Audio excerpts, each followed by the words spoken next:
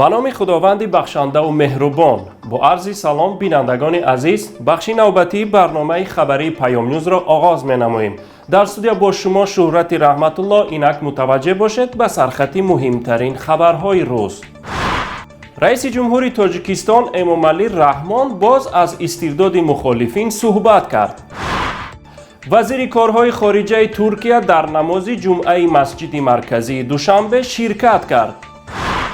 تاجران سطرپوش را از بازار کاروان میرانند. کارمند کمیسریات حربی در حالت فروش بلیط حربی دستگیر شده است. دانشجوی نابالغ با BMW X5 بابایش کودک 11 ساله را به هلاکت رسانید. وزیر کارهای خارجه ترکیه مولود چاوشاغلو ضمن یک سفر کاری صبح امروز وارد تاجیکستان شده. سراول با همتای تاجیکش سیراج‌الدین اسلوف سپس با رئیس جمهور امامعلی رحمان ملاقات انجام داده است. هدف از سفر وزیر ترک توسعه همکاری‌های با تاجیکستان گفته می شود، اما به نظر می رسد مشکل اساسی مقامات تاجیک شهروندان فراری این کشور هستند که هیچ ملاقات خارجی به ذکر ایشان انجام نمیپذیرد.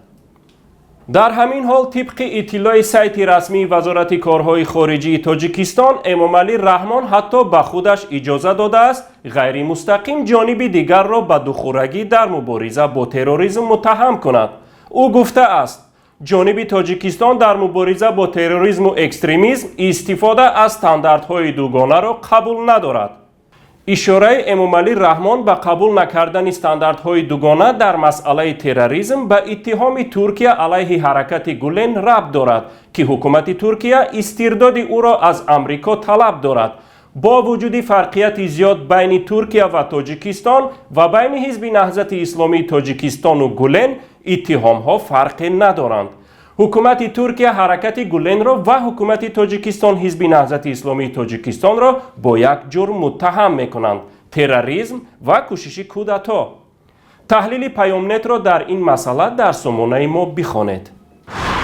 مولود چاوشاغلو وزیر کارهای خارجه ترکیه که با یک سفر رسمی در دوشنبه قرار دارد، در نماز جمعه مسجد امام ترمیزی شرکت ورزیده است. شرکت این مقامی بلندپایه ترک را در صف نمازگزاران مردم با خوشحالی استقبال نموده است. نمازگزاری یک وزیر بین مردم که در تاجیکستان سابقه ندارد، بسیاری ها را به حیرت آورده است. یادآور می‌شویم که رئیس جمهور قبلی ترکیه عبدالله گل نیز سال 2009 ضمن سفرش به دوشنبه در نماز جمعه همین مسجد شرکت ورزیده بود. آن وقت عبدالله گل با مردم هم دستفشاری و حالپرسی کرده بود که بعد کمی مقامات امنیتی با هر بهانه این کار را قطع کردند. باباجان قیومزاده مسئول بخش خاورمیانگی حزب نهضت اسلامی تاجیکستان که الان مقیم ترکیه است این موضوع را چنین شرح داد. به نام خداوند بخشنده مهربان. خب در این قضیه باید گفت که در کشور ما نماز گذاشتن یک منصبدار یا یک وزیر در واقع یکی از استثناءات است، چون که در کشور ما تا چند وقتی پیش اگر تا سال دقیق‌ترش تا سالهای 2013 2014 اگر مردم بعضی از کارخانه ها می رفتند نمازشان را می گذاشتند و می آمدند، از اون سال حتی که کارمندای رسمی حکومت دیگر اجازت نماز خواندن نماز جمعه رفتن را ندارند و دلیلشون هم این است که این کار باعثی آن می شود که وقتی آنها گرفته شود. ولی در یک کشور پیشرفته مثل ترکیه که در واقع نظام این کشور نظام دنیوی است مثل نظام تاجیکستان تقریبا، ولی رهبری آن را یک گروه به عهده دارد، حزب اکپارتی که توانسته است ارزش‌های ملیشان را با ارزش‌های دینیشان در کنار هم قرار بدهند و با در کنار هم قرار دادن این ارزش‌ها کشورشان را از یک باطلاقی بسیار دشوار یا که از یک مشکلات اقتصادی کلان که همه میدونن که در یک مدتی که اکپارتی به سر قدرت آمد یا حزب عدالت و ترقیات ترکیه به سر قدرت آمد، این کشور را از یک بحران اقتصادی بیرون آورد و اون را حتی به کشورهای جزئی کشورهای دهگانه دنیا از لحاظ اقتصادی تبدیل داد و نشان داد که اسلام مخالف پیشرفت، مخالف ترقیات، مخالف رشد نیست، و چگونه که حکومتداران ما این واژه را بسیار استفاده میکنند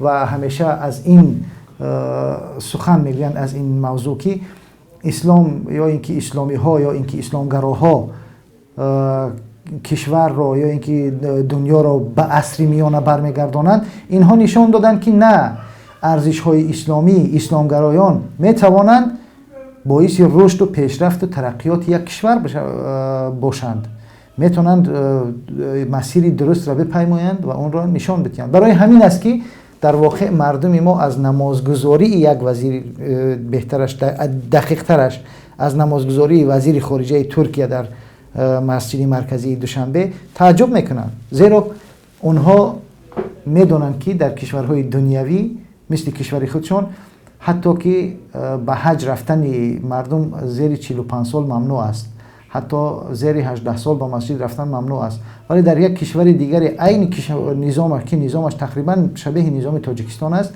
تمام اینها آزاد است و انسان میتواند اگر هر کس میخواهد، مسلمان است، مسیحی است یا هر دین و مذهبی دارد، آزادانه عبادتش را بکند و کارش را هم ادامه بدهد و هیچ کس با اون کاری ندارد.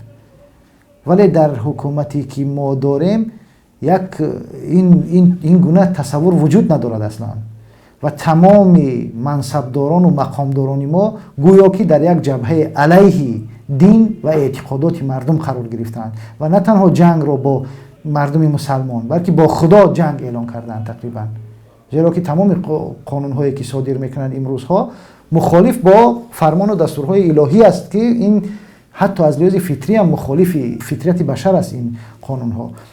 ولی چنین ویژگی ها در کشور ترکیه نیست و وزیر خارجه ترکیه یا تمام وزیرهای اینجا می توانند که بروند نمازشان را بخوانند، حتی که در قصر رئیس جمهور ترکیه مسجدی بسیار با حشمت و زیبای بنا شده است که در آنجا تمام کارمندان دستگاه ریاست جمهوری نماز میگذارند.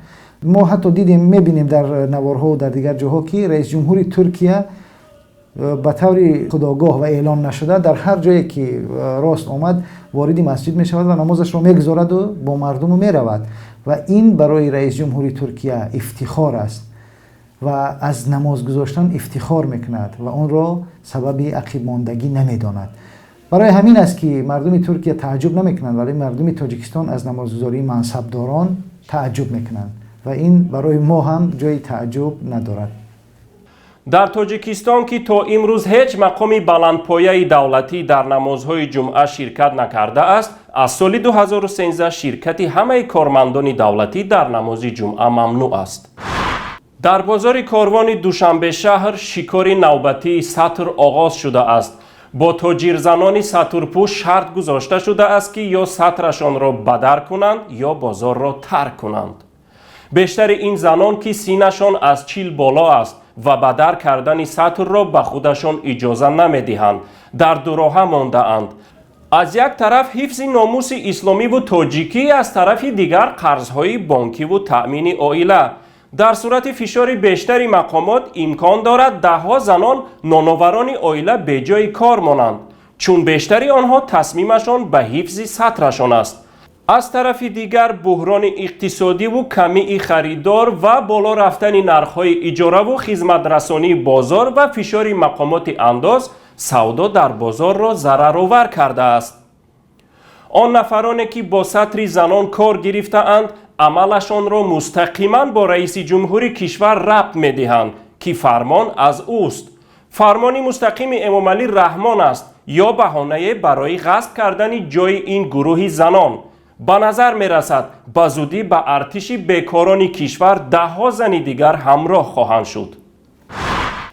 وزارت کارهای داخلی تاجیکستان از بازداشت ناظر میز حربی یک جماعت دهات ناحیه جلال‌الدین بلخی خبر داده است که با جرم گرفتن پاره بر عوض بلیط حربی دستگیر شده است. گمان بر شده مرد 43 ساله سنه 19 اکتبر سال 2016 از زن 47 ساله ساکن ناحیه جلال‌الدین بلخی برای دادن بلیط حربی قلبکی به پسر 21 ساله اش مبلغ 3000 سومانی را به صفت پاره طلب کرده گرفته است. طبق بعض معلومات ها در تاجیکستان نه فقط دعوت شوندگان تا گذشتن مهلت دعوتیشان یعنی تا 27 سالگی با دادن پاره و یا خریدن بلیط حربی از خدمت حربی خلاص می شوند، بلکه حتی آنهایی که در ارتش ملی ادای خدمت می کنند هر ماه برای سلامت و زنده ماندنشان به افسران خود پاره داده می ایستند. در شمال تاجیکستان منصور جورایوی 17 ساله پیش از ظهر امروز 21 اکتبر در راه به دانشگاه با ماشین BMW X5 امیرجان براتوی 11 ساله را زیر کرده است. طبق اطلاع مقامات صدمه در محله 27 شهر خوجند رخ داده، در نتیجه براتوف ساکن این محله به هلاکت رسیده است. جورایوی 17 ساله که ماشین را به حجت رانندگی اداره می‌کرده است، ضمن شرح قضیه به مأمورین میلیسا گفته است: دیدم، سیگنال دادم اما اثبات نکردم. او افزود که دانشجوی سال اول دانشگاه دولتی حقوق، بیزنس و سیاست تاجیکستان بوده در راه به دانشگاه قرار داشت. بابای این جوان 17 ساله صاحب اصلی ماشین گفته است ماشین را به نبیره‌اش برای عوض کردن سیاهی شیشه هایش داده است. مقامات امور داخلی تاجیکستان میگویند فعلا تحقیق این صدمه ادامه دارد. مورد به ذکر است طبق قانونگذاری جمهوری تاجیکستان شهروند تا رسیدن به سن 18 سالگی کودک حسابیده شده نه فقط حق رانندگی ندارد بلکه حتی نمیتواند یگان خواهر یا دادر خردسالش را به اشتراک شخصی بالغ در کوچه راه بلدی کند و یا به باغچه برد. اکنون مختصر از خبرهای منطقه و جهان. ترکمنستان می‌خواهد با یاری چین ماهواره دوم خود را به کیهان فرستد. این کشور 28 اپریل سال 2015 از فلوریدا ایالات متحده آمریکا نخستین ماهواره‌اش را به کیهان فرستاده بود.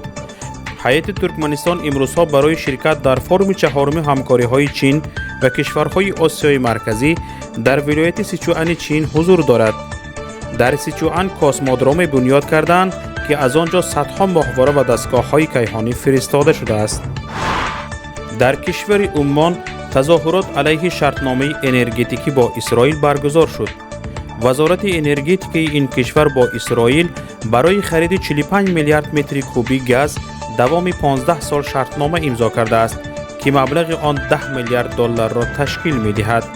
تظاهر کنندگان طلب دارند این شرطنامه بیکار کرده شود. هجوم کننده کلوب فوتبال بارسلونای اسپانیا لوئیس سوآرز صاحب جایزه بهترین نشانزنی لیگ های اروپا در موسم سال 2015-2016 گردید. لوئیس سوآرز اوروگوئی در 35 بازی لالیگ اسپانیا به دروازه حریفان 40 توپ زده از گانسالو هیگوئین و کریستیانو رونالدو که متناسباً 36 و 35 گل زده اند پیش گذشت. بینندگان عزیز، اینجا به پایان برنامه خبری پیام نیوز رسیدیم. برایتان خبرهای خوش و استراحت خوب را تمنا می نماییم.